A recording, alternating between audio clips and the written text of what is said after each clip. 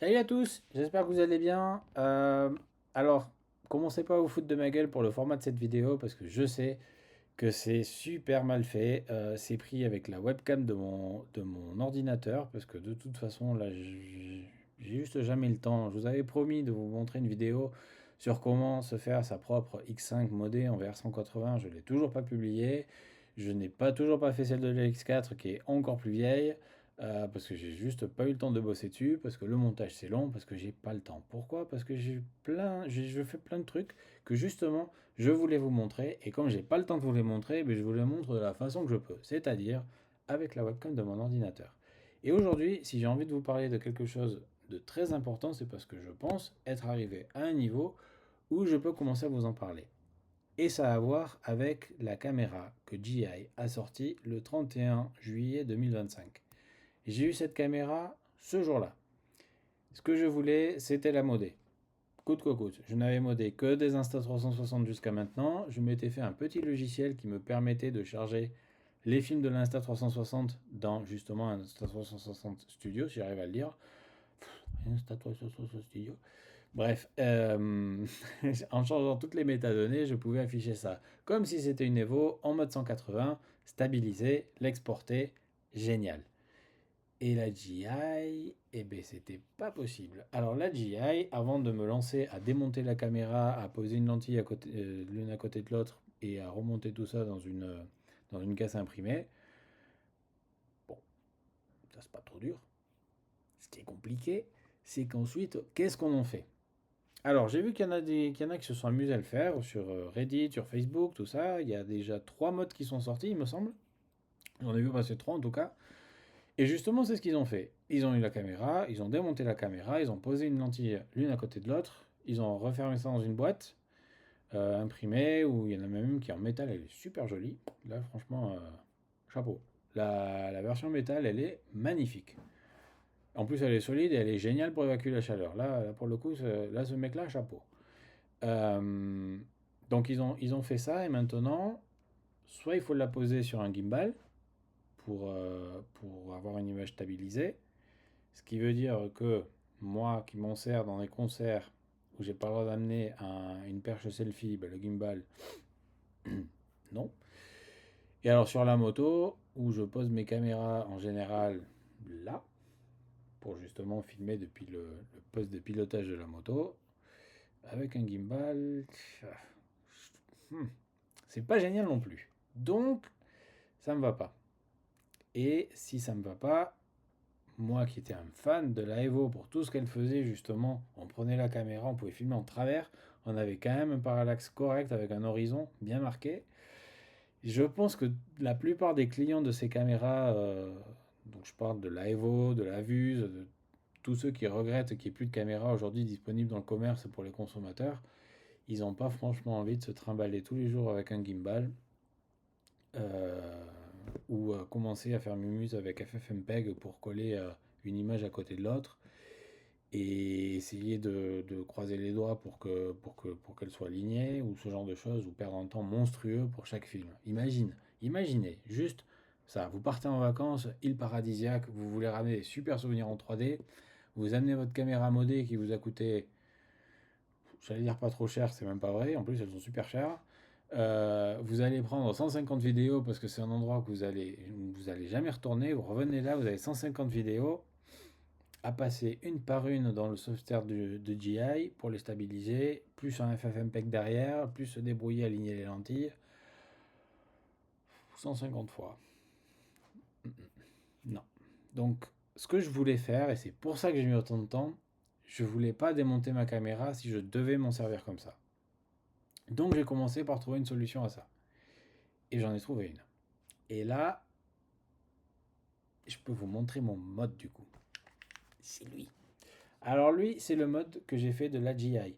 Il ressemble comme deux gouttes d'eau aux autres. C'est vrai. Et ça a une très bonne raison à ça. Les câbles des objectifs. Ils sont tellement courts que si on veut les positionner dans le même sens, on est obligé de les mettre comme ça. Du coup, on a une lentille qui ressort, une autre qui est positionnée là où elle peut. Pour tous les amoureux de la symétrie, c'est une catastrophe. J'en fais partie. Mais il n'y a pas le choix. Donc, elle doit être positionnée comme ça. Maintenant, j'avais envie de faire un truc un petit peu sympa, donc je lui ai mis des couleurs, je lui ai mis des gros yeux. Bon, pourquoi pas. Ça, c'est pas très important. Ici, j'ai une petite grille pour laisser passer le frais.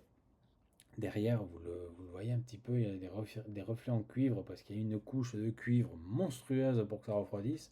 Parce que c'est là que ça chauffe en fait, c'est ici qu'on a le soc. Derrière, à la base, il y avait un bouclier en aluminium qui venait refroidir tout ça, qui était tout fin, tout, voilà, et qui ne couvrait que la partie frontale finalement. Ce qui fait qu'il n'y avait pas non plus énormément de matière pour refroidir. Avec tout le cuivre que je lui ai mis, il y en a bien plus que de l'aluminium. Je peux vous garantir qu'elle ne chauffe pas. Et comme si c'était pas suffisant, ici aussi à l'intérieur, comme c'est tout vide maintenant qu'il n'y a plus de lentilles, c'est aussi rempli de cuivre. Ça refroidit. Mais comme j'étais super fan de justement le ventilateur qu'avait mis la personne qui a fait le deuxième mode, celui qui ressemble comme deux gouttes d'eau à celui-là qui est imprimé aussi, il a mis un ventilateur dans un support de protection de lentilles, enfin la même forme. J'étais super fan de cette idée. Du coup, j'ai fait pareil. Là, ouais, copier-coller, j'avoue. La grosse différence, c'est que j'ai pas de câble parce que je n'aimais pas du tout ce câble qui dépasse, qui peut se prendre n'importe où, tout ça. Non, là, j'ai mis un petit bouton là, et c'est beaucoup plus sympa. Voilà. Donc un petit bouton pour allumer mon ventilateur ou pour l'éteindre. Maintenant, ce ventilateur, il sert absolument à rien parce que j'ai foutu tellement de cuivre là-dedans qu'elle ne chauffe pas. De toute façon, je m'en suis servi pendant une heure d'affilée, je veux dire, ce week-end. Alors ok, j'étais en moto, le vent il rentre là, il ressort par là, c'est fantastique, elle ne chauffe pas du tout. Donc voilà, après on verra cet été quand je commencerai à aller à mes super festivals techno en plein soleil, en plein après-midi sur Madrid à 40 degrés, on verra si elle chauffe pas un petit peu, il est possible que oui. Ouais, bon après voilà, hein, je veux dire, c'est une caméra qui grave en 8K, en 50 fps et qui est vraiment minuscule quoi, et qui pèse rien. Ça c'est super. Bref, tout ça, ça ne me solutionne pas mon problème. Comment je m'en sers de ce truc-là? Parce que, ok, ça me filme toujours des trucs dans un fichier. J'ai mes deux flux vidéo qui sont pas stabilisés et dont je ne sais pas quoi en faire. Et bien, on se retrouve ici. J'ai disparu et je vous affiche un truc qui va, mais pas vous plaire. C'est un IDE pour coder. Et le code, ça en général, les gens ils aiment pas trop ça. Et moi, j'adore le code. J'adore le code. Et du coup, comme j'adore le code, ce que j'ai fait, c'est une appli. Alors cette appli, encore un truc dont je me suis inspiré fortement de quelque chose d'existant. Vous allez me le dire rapidement. Insta360 Studio version 4. Donc la version qui était là quand la Evo était encore là. Pourquoi je me suis fortement inspiré de cette interface? Parce qu'elle est géniale. Elle est simple, il y a 4 boutons et demi, elle le fait tout ce dont on a besoin et c'est tout quoi. Elle fait pas autre chose. Elle a un bouton pour charger, on va charger un fichier. Sauf que là, on va pas charger du Insta, on va charger du GI, un OSV, et il va me le mettre dans la preview. Et là, bien sûr, voilà, il arrive dans la preview. Alors, c'est un truc que j'ai filmé ce week-end. Je vais aller faire un tour en moto, donc, comme je vous ai dit. Et, euh, et voilà, donc directement, il s'affiche en mode 180, comme si c'était Insta360 Studio avec l'Aevo à l'époque. On a ici notre fenêtre. Alors, on a, comme sur Insta, je vous ai fait un petit hop là. Voilà, c'est sympa. Et puis là où on avait Flow State dans Insta360 Studio, maintenant on a VR Stabilisation et Direction Lock. Alors comme je suis en moto, le Direction Lock on n'en a pas vraiment besoin, donc on va l'enlever. Là vous ne le voyez pas très bien sur l'image, mais je vous le dis, j'ai le casque à la main, la caméra montée sur le casque qui est en train de filmer, donc ça va partir dans tous les sens au début. C'est pas très grave, on va baisser un peu le son parce que ça va être très fort. Voilà. Ce que vous voyez, c'est que j'ai beau bouger le casque, si je l'enlève, vous voyez hein, comment c'est. J'ai beau bouger le casque, l'image elle reste horizontale. Alors il y a un gros machin noir qui se balade là, vous vous demanderez peut-être ce que c'est, ça s'appelle des bandes de compensation. C'est-à-dire que j'utilise les données gyroscopiques et les données gyroscopiques pour compenser les mouvements que fait la caméra ou l'image avec de l'image non existante. Ce qui fait que si j'ai ici pour chaque œil un carré de pixels, si la caméra part dans un sens et que je veux que l'image ne bouge pas, ben je la pousse dans l'autre sens pour que justement on n'ait pas l'impression qu'elle bouge. Alors j'ai pas bloqué cela justement pour éviter d'avoir tous ces trucs noirs là. En fait, ce direction lock, il va prendre une frame de référence et il va rester dessus. Si je tourne la caméra à droite ou à gauche, forcément il va dévier de l'orientation initiale. Qu'est-ce que c'est fort ce truc? Il va dévier de l'orientation initiale et on va avoir toute l'image qui va se remplir de noir parce qu'on va sortir du champ de vision de 180 degrés. Donc, quand on est en train de bouger sur un véhicule comme la moto par exemple, on sort le direction lock et on ne maintient la stabilisation que sur le roulis, c'est-à-dire le roll, les rotations dont l'axe passerait par le milieu de l'image, et sur le pitch, qui est justement le fait de baisser ou lever la tête, dans mon cas. Voilà. Alors, là, avec la stabilisation d'activer, ce que vous voyez, si vous regardez les nuages, vous voyez qu'ils ne bougent pas. Ils restent, bon, sauf de droite à gauche, mais ils ne bougent pas. Vous regardez en hauteur, voilà, vous voyez les bandes de compensation qui sont en train de s'activer, vous voyez la moto qui bouge dans tous les sens, ma tête faisait pareil, pourtant les nuages restent à leur place. Ça, c'est ce que je voulais réussir à faire avec ma stabilisation. Que ce soit vraiment euh, cloué au fond du paysage. Le ciel reste cloué et tout ce qui est loin reste cloué. Et plus on se rapproche, plus ça bouge. Alors derrière, c'est un peu compliqué. Il y a plein de maths, il y a du flux optique, il y a du mesh warping, il y a énormément de choses. Il y a des filtres aussi voilà, pour pas que toutes les rotations apparaissent non plus. On n'a pas forcément envie qu'elles apparaissent toutes. On a des fois envie que l'image suive le mouvement de la caméra. D'autres fois, on n'a pas envie. Enfin bref, c'est un peu compliqué. C'est pour ça que ça m'a pris 3 mois. Mais ça marche. Alors, du coup, qu'est-ce qu'on a là? On a notre preview stabilisé, ou non, on peut donc sortir cette stabilisation, comme je vous ai dit. On voit la différence, hein. On a vraiment le carré qui est rempli de tous ces pixels, qui remplit le champ de vision de 180 degrés. Donc c'est pour ça que dès qu'on tourne et dès qu'on compense, on sort de ce champ de vision. Il ne faut pas oublier que chaque carré, c'est 180 degrés. Là, vous regardez, il y a tout qui tremble, tout qui bouge, les nuages qui se secouent. Ça, c'est voilà, la moto bouge, moi aussi, donc les nuages aussi. Si je le réactive, hop, ça reste fixe. C'était ça qui me manquait. Ça et le fait de pouvoir exporter simplement sa vidéo. Donc, je charge ma vidéo, je la vois. Vous avez vu, c'est pas dur. J'ai juste chargé la vidéo comme sur l'Insta360 Studio. Pareil. Ensuite, je vais l'exporter. Ben, j'ai un bouton export comme sur n'importe quel studio, que ce soit le GI, le Insta ou le QCam. Je viens choisir ici tous mes paramètres. Alors, ce qui change par rapport à GI, justement, et c'est ça qui est bien, c'est que GI ne nous permet d'exporter qu'en H265. Bon, comme H265, c'est bien, mais qu'il existe d'autres choses aussi qui peuvent être intéressantes. AV1, un concurrent direct de H265 un petit peu plus efficient.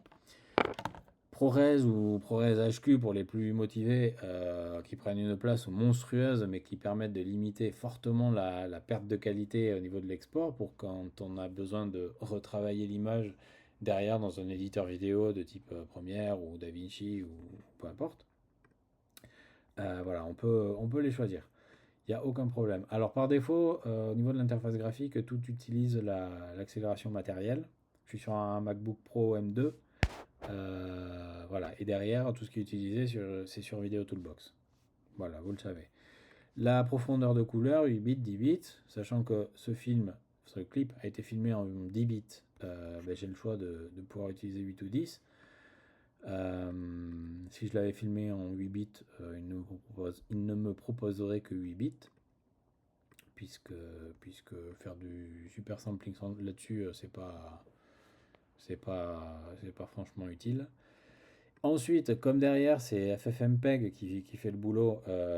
FFmpeg, je lui ai demandé, je peux lui demander d'appliquer des filtres de denoising et de sharpening. Alors derrière, c'est une combinaison de plusieurs filtres qui sont appliqués à chaque fois, puisque de toute façon, tout est fait en une passe. Je veux dire, ce que vous voyez là, c'est pas exporté, c'est le fichier de base de la caméra qui est simplement affiché de cette manière.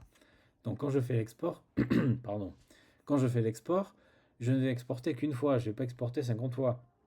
Donc plus j'en mets dedans, et mieux c'est, parce que plus j'en mets dedans, moins je vais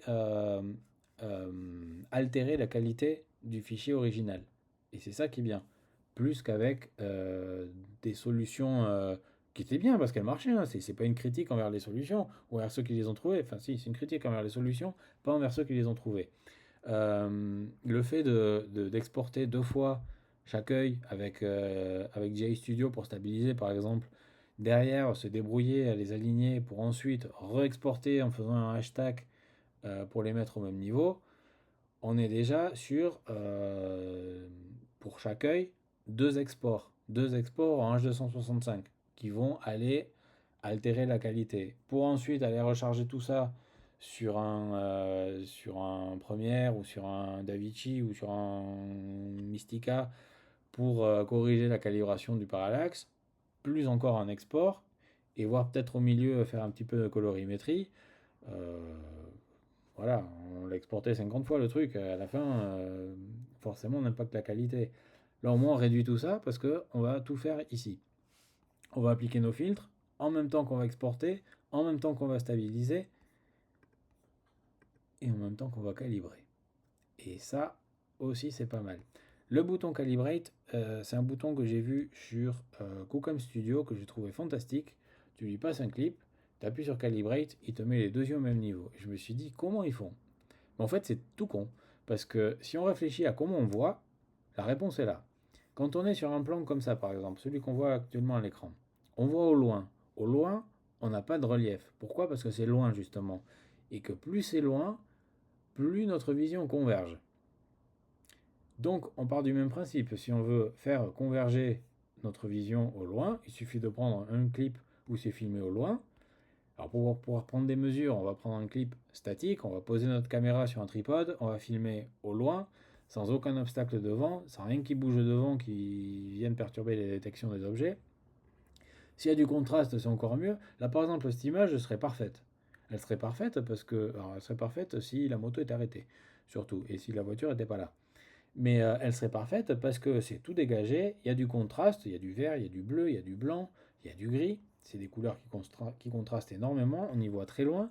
Et on peut se prendre plusieurs repères voilà, pour aller calculer où ils sont. Donc par exemple, ben, la pointe de ce nuage, la pointe de celui-là, qui est ici et ici, cette feuille qui est là et là, etc., etc.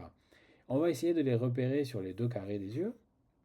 Et puis, on va se rendre compte qu'ils ne sont pas au même endroit, puisque les lentilles ne sont pas alignées.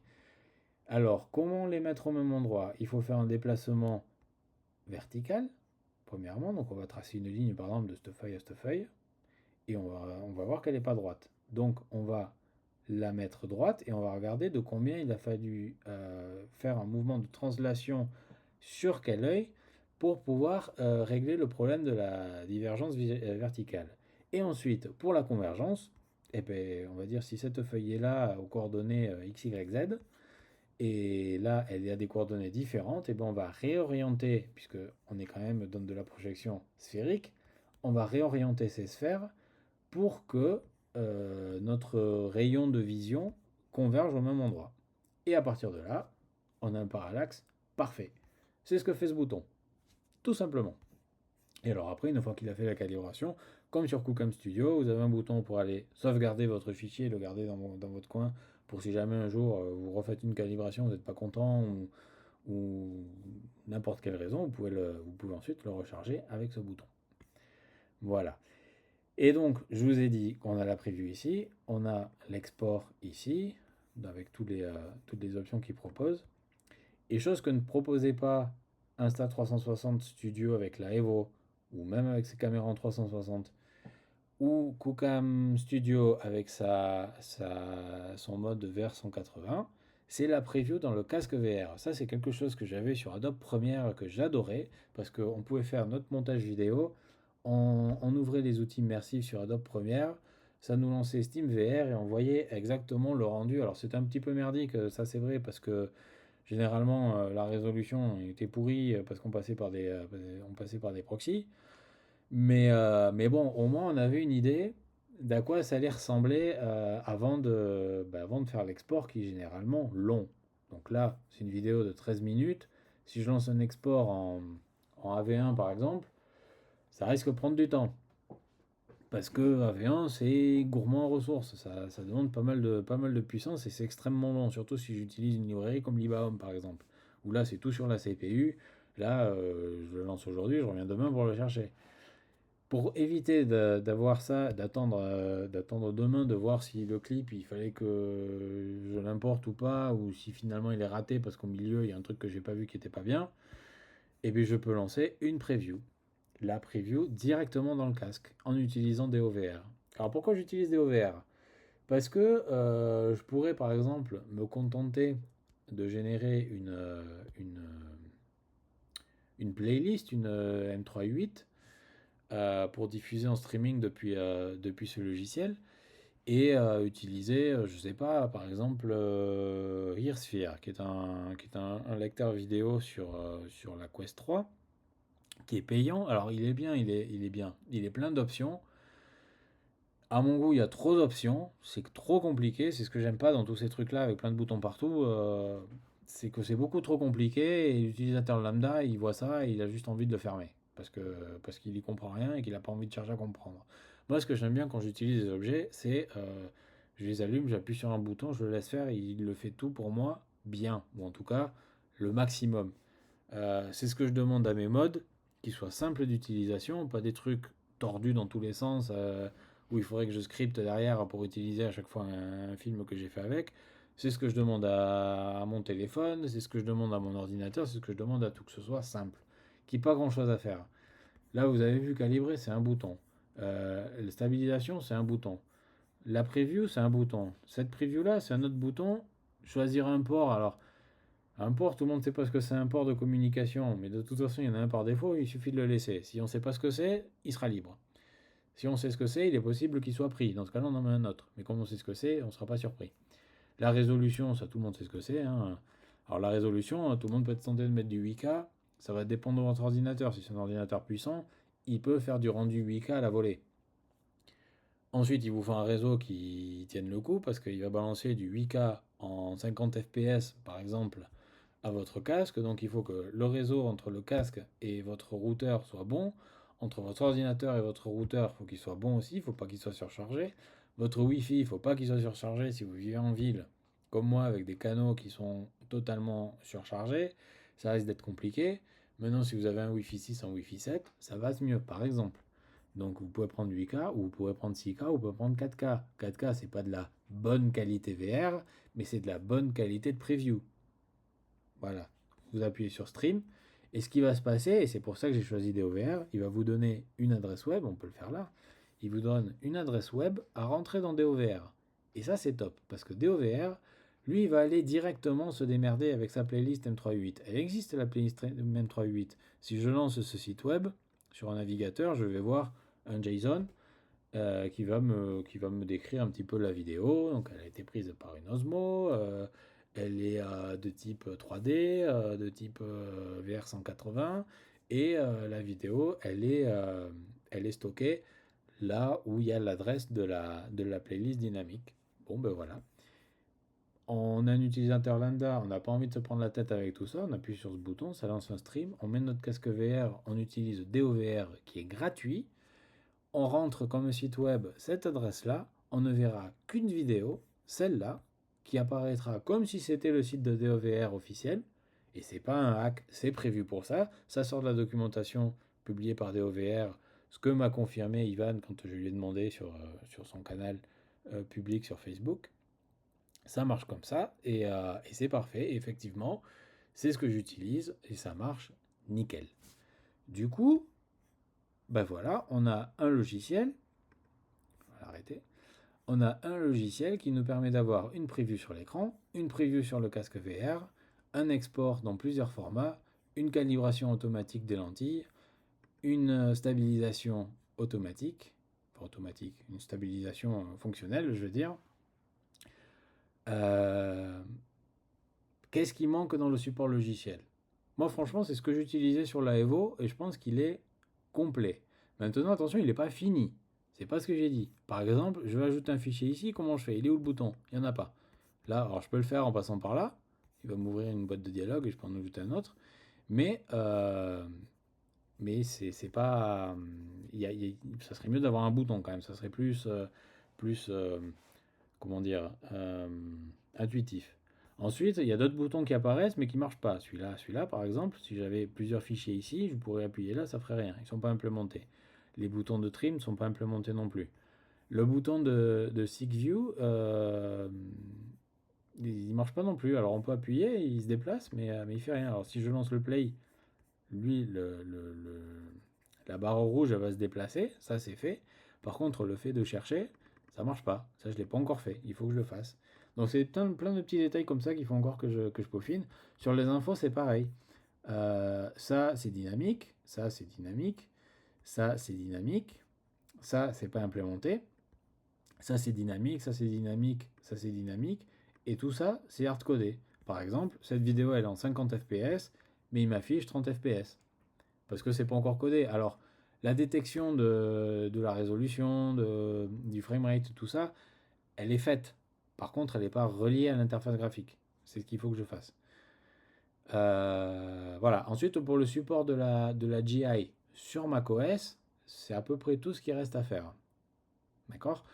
Sur Windows et Linux, que je compte faire. Alors, je compte le faire pour la GPU NVIDIA en CUDA en passant par OpenCL.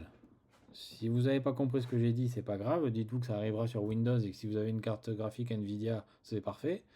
Ou si vous avez un Linux avec une carte graphique Nvidia, c'est parfait.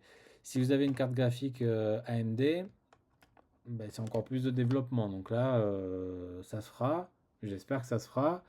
Mais ce sera dans beaucoup plus longtemps. Et pourquoi? Parce que j'ai tout simplement pas le matériel pour le tester. Chez moi, j'ai un ordinateur sur Windows avec une GPU Nvidia. La programmation OpenCL sur Windows, c'est du C++. Je peux le compiler autant sur Windows que sur Linux. J'utilise pas de librairie tierce, je développe la totalité de ce que vous avez vu. J'ai développé la totalité du code, donc même le player, il est à moi. Je veux dire, c'est pas réutiliser un player existant. Donc je sais que ce sera portable. Le code de Windows et Linux sera portable puisqu'il sera indépendant de toute librairie. Excepté OpenCL et CUDA, mais ces librairies-là sont justement partagées entre les deux systèmes, c'est fait exprès. Par contre, pour AMD, il n'y a pas CUDA sur AMD. Alors, il y a des ponts pour porter CUDA sur AMD, mais bon, le but d'utiliser la programmation sur GPU, c'est justement pour que les performances soient bonnes. Si je dois commencer à mettre des trucs qui simule le fait d'être sur une Nvidia, ça marche plus. Je risque de ne plus avoir une stabilisation correcte en 50 fps. Ça risque de prendre extrêmement longtemps le fait de vouloir exporter une vidéo un peu importante. C'est pas intéressant, il vaut mieux le faire en natif directement sur le matériel. Alors, par contre, le problème de le faire en natif sur chaque matériel différent, bah, c'est que ça prend beaucoup plus de temps. Et que bah, c'est pas mon boulot de faire ça. Ça, c'est juste mon plaisir, on va dire. Donc du coup, voilà. Pour GI, ce qui reste, c'est ça. Pour la version macOS, dans pas longtemps, elle sera prête. La version Windows et Linux, ça prendra un peu plus de temps pour les cartes, pour les GPU Nvidia. Et les versions AMD, bah, là, ce sera beaucoup plus tard.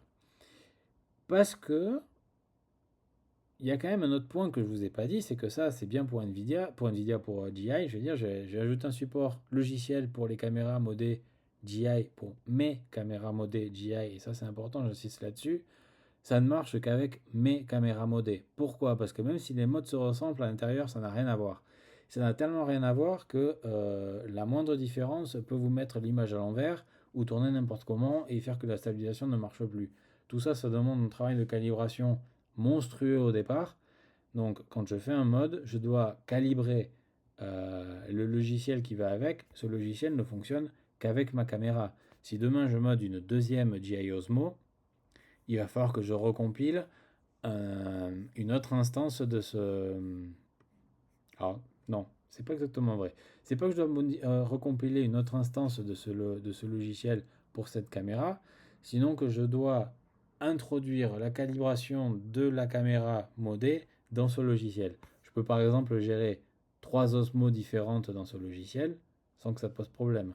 Là, après, il faudra jouer avec la calibration puisque chacun aura une calibration différente.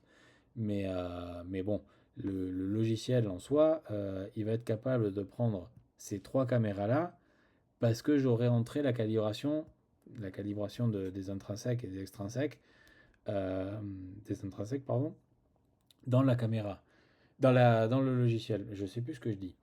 Ce que je veux dire par là, c'est que si demain je me construis une nouvelle Osmo, de base, elle va pas marcher avec ce logiciel-là. Il faut d'abord que je rentre ces calibrations. Et ces calibrations, elles se rentrent au niveau du code. D'accord? Donc il faut que je recompile une nouvelle build de ce code qui prendra en compte les caméras existantes, plus cette nouvelle caméra que j'ai faite. Donc, ce que vous ne verrez pas, et ça j'en suis désolé, c'est ce code fonctionner avec une caméra que je n'ai pas construite. C'est comme ça. Et ça, c'est définitif. En tout cas, ça l'est pour cette version du code. Par contre, ce qui va se passer également, ce sur quoi je suis en train de travailler d'arrache-pied, c'est que là, j'ai chargé un fichier de la GI. Demain, j'aurai chargé un fichier de la GoPro Max 2, parce que je suis également en train de travailler dessus. J'ai déjà fait tout le décodage du CubeMap, tout le décodage du mode fisheye, parce qu'elle accepte ces deux modes de la caméra. Alors, elle ne les accepte pas de façon native, mais on peut les lui faire accepter. J'ai codé tout le parsing de métadonnées, ce qui était beaucoup plus facile dans le cas de GoPro, puisqu'ils ont un repo GitHub où ils proposent justement toute la documentation nécessaire et même l'implémentation d'un parseur de métadonnées pour GoPro. J'ai codé tout l'algorithme de stabilisation pour la GoPro, qui est radicalement différent de celui de la GI, forcément, puisqu'ils n'ont déjà pas les mêmes entrées. Je veux dire, les métadonnées, je ne parle pas du format, mais même le concept de métadonnées de GI et de GoPro n'ont absolument rien à voir l'un avec l'autre. Donc c'est un développement entièrement différent pour GoPro, mais qui sera pris en charge par la même interface. Ce qui fait qu'on verra, ben voilà, on peut faire ça. On peut ouvrir ici GoPro Max. On peut ouvrir le mode fisheye par exemple. On le verra apparaître ici. Alors là, la caméra n'est pas modée, donc forcément, j'apparais dans les deux. Enfin, j'ai une image différente des deux côtés. Il y avait d'ailleurs pas mal de bazar quand j'ai pris cette vidéo. Pouf, j'aurais pas vous montrer ça moi. Et, du coup, l'affichage est géré. L'affichage CubeMap, je pense pas que l'interface graphique gère l'affichage CubeMap pour le moment. Voilà, ça fait du n'importe quoi, hein, on peut le dire. Ça fait n'importe quoi, mais c'est normal que ça fasse du n'importe quoi parce que le code que j'ai fait pour la GoPro n'est pas inclus encore dans cette interface graphique. Il faut savoir que le code, il y a un code indépendant pour la GI, un code indépendant pour la GoPro, un code indépendant pour Insta360, que ce soit la X4 ou la X5. J'ai laissé tomber la 1 pouce. La 1 pouce, elle continue de fonctionner sur mon ancien logiciel. Et il y a un code différent pour la QCam. D'accord? Puisque vu que j'ai ces quatre caméras, je vais prendre en compte le support des quatre caméras. On dit cela. Donc c'est quatre codes différents qui fonctionnent chacun de façon indépendante en ligne de commande. Et derrière, il y a une interface graphique qui vient appeler euh, le code de chaque logiciel indépendant. Alors c'est un peu compliqué à expliquer pour ceux qui ne sont pas dans le monde de la programmation. Les autres trouveront ça tout à fait normal et commun comme architecture, puisque l'interface graphique en elle-même, elle ne fait rien. C'est juste, elle affiche des boutons, et quand on appuie sur les boutons, elle transmet l'information à un code métier qui, lui, fera le boulot. Donc le boulot, il est réalisé par quatre codes de métier différents. Celui de la GI est développé, celui de la Insta est développé avec quelques bugs, on va dire. notamment au niveau de la détection de l'horizon de l'image. Celui de la QCam est développé mais avec de gros bugs dans la stabilisation. J'ai du drift gyroscopique qui apparaît, je ne sais pas vraiment pourquoi. Donc bon, ben, je suis en train de le débugger. Et le code métier pour la GoPro est lui en cours de développement. Il n'est pas du tout fini. J'ai des versions qui stabilisent à peu près, mais qui ont un lag assez important.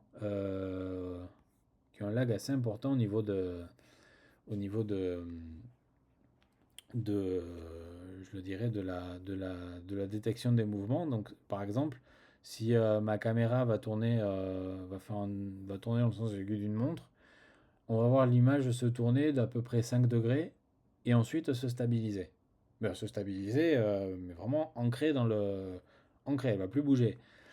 Le problème, c'est ces 5 degrés, parce que ces 5 degrés-là, sur les petits mouvements, quand on marche en tenant un stick par exemple, ou ce genre de choses, c'est justement les mouvements qu'on fait. Tous ces petits mouvements de pas beaucoup de degrés, c'est ceux qu'on fait et c'est ceux qui apparaissent et c'est ceux qu'on veut gommer surtout.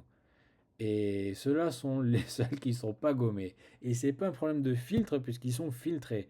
C'est même les mouvements voulus. On tourne la caméra de 90 degrés, il y a 5 degrés où elle va bouger et 85 où elle sera immobilisée. Bref, c'est en debug. Donc tout ça c'est en cours, c'est ce qui est prévu. C'est pour ça que la Max est pas encore modée non plus, puisque je travaille comme ça. D'abord, je regarde si c'est faisable, parce que si je ne peux pas stabiliser la Max, je ne modderai pas la Max. Ça, pour moi, euh, mais ça n'engage que moi, c'est mon avis personnel. Les caméras que je mode, je les utilise. Donc si je ne peux pas utiliser mes caméras, je ne vais pas les modder. Elles coûtent cher. Il y a un énorme risque à les ouvrir, on peut tout casser. On peut casser une partie ou la caméra complètement. Du coup, c'est primordial pour moi de terminer alors pas de le terminer complètement, mais d'avoir une preuve que je vais pouvoir supporter par software les caméras que je vais modder d'effectivement faire la transformation. C'est pour ça que mon mode de la Osmo ne sort que maintenant. Il est prêt depuis à peine 2 semaines, mais ce que je vous dis aussi, il est prêt depuis à peine 2 semaines, mais j'ai mis rien du tout. Et j'ai mis 4 jours à le faire, à peu près. 4 jours à le faire en bossant le soir 2 heures par jour, quoi. C'est pas compliqué de faire un mode. Bon, c'est pas compliqué de faire un mode parce que j'en ai fait plusieurs. Et c'est pas compliqué de faire un mode parce que voilà, ça fait 3 ans que je fais des modes. Donc, ça ne me coûte plus rien de faire un mode pour positionner de lentilles l'une à côté de l'autre. Après, il y a des problèmes du genre la DJI, les câbles ils sont trop courts. Sur la GoPro, ils sont encore plus courts, visiblement. J'ai vu des images passer sur internet où les câbles sont extrêmement courts. Maintenant, ça a l'air d'être des câbles euh, assez courants qu'il faut blinder pour éviter des problèmes d'affichage et qu'il faut voilà donc le modding physique ne me gêne pas, ne me fait pas peur. C'est le modding au niveau software.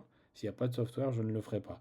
Mais là, il y a de fortes chances que le software apparaisse. Ah, vous avez vu? Il y a même les petites icônes correspondant à la caméra qui apparaissent pour qu'on sache avec quoi elle a été filmée. Et ça, je trouve ça génial. Et on peut même charger un fichier de l'install. Alors, il s'affichera mal hein, pour la même raison que ce que je vous ai dit tout à l'heure. Euh, Tiens, de la X4 par exemple.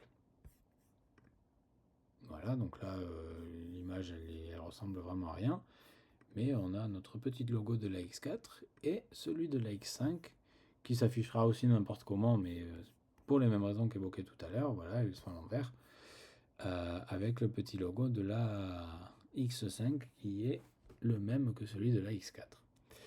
Voilà, donc là, le play, si, il fonctionne, mais il n'est pas stabilisé,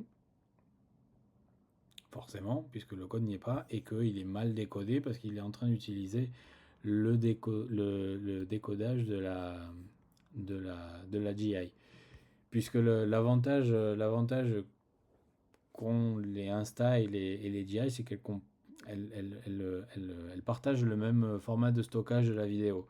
On a les deux pistes vidéo en fisheye dans le même conteneur MP4. Donc du coup, le lecteur est capable de lire les trois sans problème. Euh, et d'ailleurs, la GoPro c'est la même chose. La GoPro, il stocke pas en fisheye, et c'est pour ça que ça s'affiche n'importe comment. Mais, si c'est stocké en fisheye, comme dans ce cas-là, l'image est bonne. Alors l'image est bonne avec les intrinsèques de je sais pas quelle caméra là, des intrinsèques par défaut, ce qui fait que les murs sont pas droits ou ce genre de choses. Mais, euh, mais ça marche quoi. Voilà, donc voilà où j'en suis. Il faut que je câble encore donc le l'interface graphique de la Insta avec le code métier de la Insta pour avoir une jolie image. Et puis voilà, ensuite je continuerai. Et puis je continue aussi d'avancer sur la GoPro. C'est voilà, chaque jour, selon ce que j'ai envie de faire, si j'ai envie de faire du code métier, si j'ai envie de faire des maths ou si j'ai envie de faire de l'interface graphique. Voilà, j'en suis là, c'est comme ça que ça se passe. Alors je suis désolé pour le format de la vidéo qui est moche, avec à moitié filmé par la webcam de l'ordinateur et tout le reste où je parle tout seul en vous laissant des images un petit peu figées de mon logiciel à l'écran.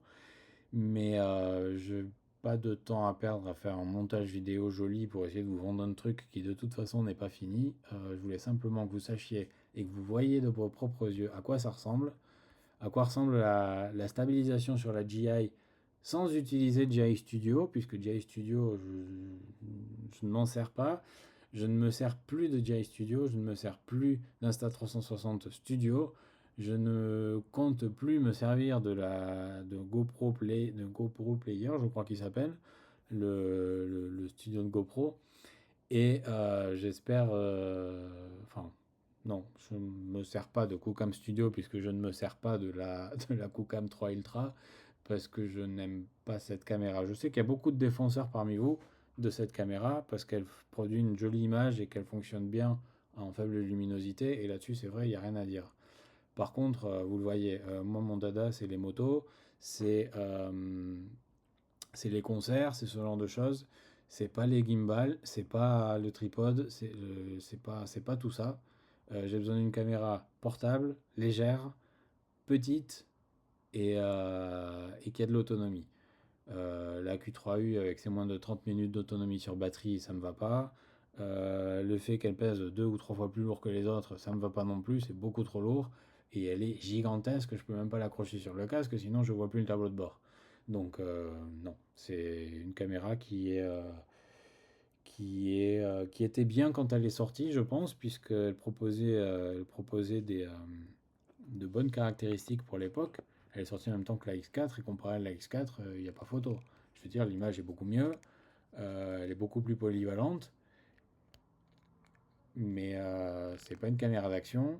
Donc en mode 360, je sais vraiment pas à qui elle pourrait servir cette caméra. Et modée en 180, oui, elle peut servir à plein de gens. Elle peut servir à tous ces gens qui filment sur un tripod et ou qui filment avec un gimbal, qui n'ont pas de problème à ajouter une batterie externe, ce genre de choses. Ça, là-dessus, rien à dire. La caméra, elle produit une belle image et c'est quand même la principale caractéristique d'une caméra, qu'elle produise une bonne image. Maintenant, pour moi, la X5, la Osmo et la GoPro en produisent une au moins aussi bonne, voire mieux pour certaines caméras. Donc, j'ai plus aucun intérêt à utiliser la QCam. Mais comme je l'ai, et que de toute façon, si un jour QCam décide d'en sortir une autre, une QCam 4, au moins je serai préparé à pouvoir l'utiliser en espérant simplement qu'elle soit plus petite, plus légère et avec plus d'autonomie. Voilà, j'espère que ça vous a plu. Si vous avez des questions, je serai content de vous y répondre. Et si vous avez des suggestions pour améliorer quoi que ce soit dans l'interface, dans les fonctionnalités ou quoi que ce soit, ben, je suis ouvert aux idées, il n'y a pas de problème. Sinon, voilà, c'est ce que je proposerai d'ici peu, d'abord sur Mac, ensuite sur PC. Et, et voilà, tout simplement. Allez, bisous, ciao.